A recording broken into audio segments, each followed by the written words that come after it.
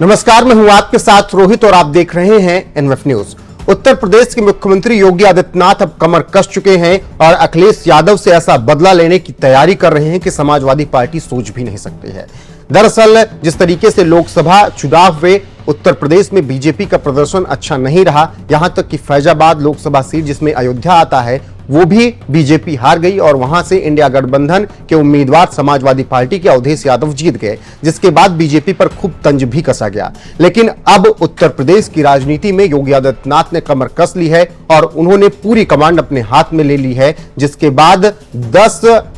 सीटों पर जो उपचुनाव होने हैं उसको लेकर तैयारियां जोर शोर से चल रही हैं और योगी आदित्यनाथ सभी सीटों पर नजर बनाए हुए हैं। इसी में मिल्कीपुर विधानसभा भी है जो फैजाबाद लोकसभा सीट में आती है, वहां पर भी उपचुनाव है, वहां को लेकर भी योगी आदित्यनाथ नजरें बनाए हुए हैं। साथ ही साथ 9 और जो सीटें हैं जहां उपचुनाव होना है उसको लेकर भी योगी आदित्यनाथ पूरी तैयारी कर रहे हैं और हर एक दांव पेच चलने को तैयार है। आपको बता दें कि उत्तर प्रदेश की 10 विधानसभा सीटों पर उपचुनाव होना है, जिसको लेकर सीएम योगी आदित्यनाथ लगातार बैठक कर रहे हैं और निश्चित तौर पर इस 10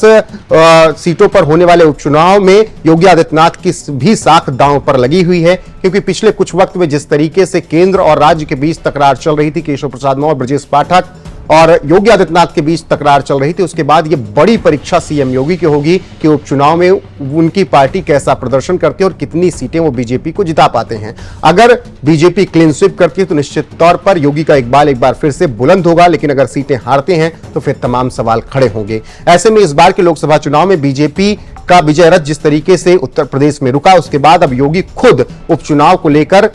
मोर्चे को लीड कर रहे हैं और वो 10 सीटों पर जीत हासिल करने में कोई भी कोर कसर नहीं छोड़ना चाहते हैं, इसीलिए वो अब पूरी तैयारी कर रहे हैं। आपको बता दें कि मुख्यमंत्री योगी आदित्यनाथ हर एक सीट पर पहुंच रहे हैं और वहां पर बैठक कर रहे हैं, लगभग 1 से 1.5 घंटे बैठक करके वहां की चीजों को समझ रहे हैं और इसके बाद वो आदेश भी दे रहे हैं वहां के बूथ कार्यकर्ताओं के, वहां के नेताओं को कि आप मतदाताओं के संपर्क में जाइए, उनसे बात कीजिए, उनकी प्राथमिकता को तरजीह दीजिए और किसी भी तरीके से जीत मिलनी चाहिए। वहीं आपको बता दें कि सीएम योगी आदित्यनाथ उपचुनाव को लेकर जिस तरीके से सक्रिय हैं, उन्होंने हाल ही में लखनऊ में बैठक की और वहां पर भी उन्होंने बताया कि जिन सीटों पर बीजेपी कमजोर है वहां पर हम ज्यादा फोकस करेंगे, बूथों को मजबूत करने की कोशिश की जाए। इन्होंने आदेश दिया कमियों को दुरुस्त किया जाए और जरूरी कदम उठाए जाएं। उसके अलावा भी मतदाताओं के बीच में पहुंचा जाए, जिन मतदाताओं का नाम नहीं था उनसे भी बात की जाए और जो भ्रम विपक्ष द्वारा फैलाया गया है कि संविधान हम बदल देंगे, इस भ्रम को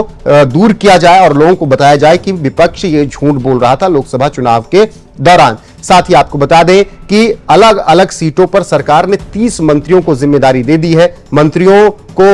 अलग अलग सीटों पर बांट दिया गया, हर एक सीट पर 4 मंत्री तैनात किए जा रहे हैं ताकि किसी भी तरीके की गलती ना हो सके और उपचुनाव में बीजेपी शानदार प्रदर्शन करे। तो इससे आप अंदाजा लगाइए कि एक तरफ सीएम योगी आदित्यनाथ लखनऊ में बैठक कर रहे हैं, एक तरफ हर सीट पर पहुंचकर वहां पर बैठक कर रहे हैं, वहां के लोकल नेताओं से मिल रहे हैं, कार्यकर्ताओं से मिल रहे हैं और उन्हें आदेश दे रहे हैं कि मतदाताओं के बीच में जाइए, उनकी समस्याओं को सुनिए और उसे तरजीह दीजिए। साथ ही एक एक सीट पर 4-4 मंत्री भी सीएम योगी आदित्यनाथ उतार रहे हैं ताकि हर एक कमी को पूरा किया जा सके और किसी भी तरीके से अब की चुनाव में प्रदर्शन अच्छा किया जा सके। दरअसल लोकसभा चुनाव के परिणाम जो आए थे उसमें बीजेपी को बहुमत नहीं मिला था, जिसकी सबसे बड़ी वजह यही थी कि उत्तर प्रदेश में बीजेपी की सीटें बहुत कम हो गई थी और समाजवादी पार्टी ने शानदार प्रदर्शन किया था। उसी प्रदर्शन के आधार पर अब अखिलेश यादव कह रहे हैं कि उपचुनाव में भी शानदार प्रदर्शन करेंगे, क्योंकि वो कांग्रेस के साथ चुनाव लड़ेंगे और इसीलिए इंडिया गठबंधन और पीडीए को हराने के लिए योगी आदित्यनाथ हर एक चाल चल रहे हैं और अखिलेश यादव को सबक सिखाने के लिए तैयार हैं।